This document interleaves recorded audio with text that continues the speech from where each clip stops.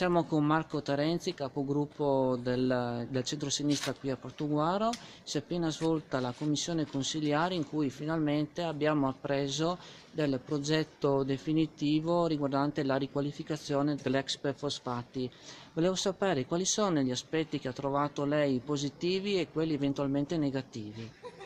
Beh, ascolti, intanto il fatto veramente positivo per la comunità di Portogruaro, ma non solo per la comunità di Portogruaro, direi per un'area ben più vasta, è che si restituirà alla comunità stessa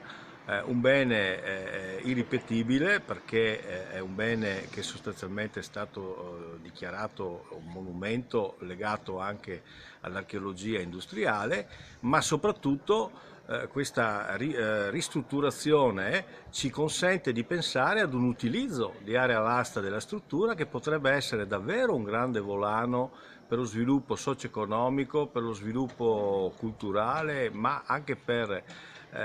attrarre, ecco, come dire, risorse e anche presenze nel territorio della Venezia orientale, che ricordo è anche contiguo ad un bacino turistico, uno dei più grandi bacini turistici europei. Quindi il fatto positivo è questo. Dobbiamo però renderci conto che questo progetto di ristrutturazione è un progetto radicalmente diverso a come si era immaginato precedentemente, e questo ovviamente comporterà una riflessione profonda, uno da un punto di vista urbanistico complessivo, naturalmente legato alla decisione di cosa si farà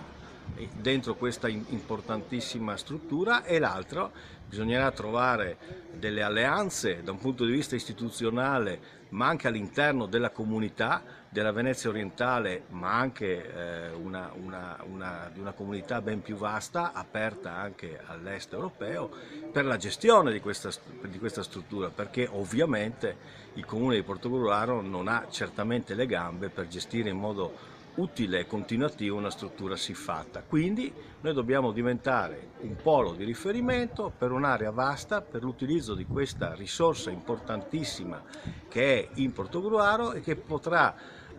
generare uno sviluppo da un punto di vista socio-economico, da un punto di vista culturale, da un punto di vista anche del raccordo fra l'economia costiera e l'economia dell'entroterra. Crediamo quindi che ci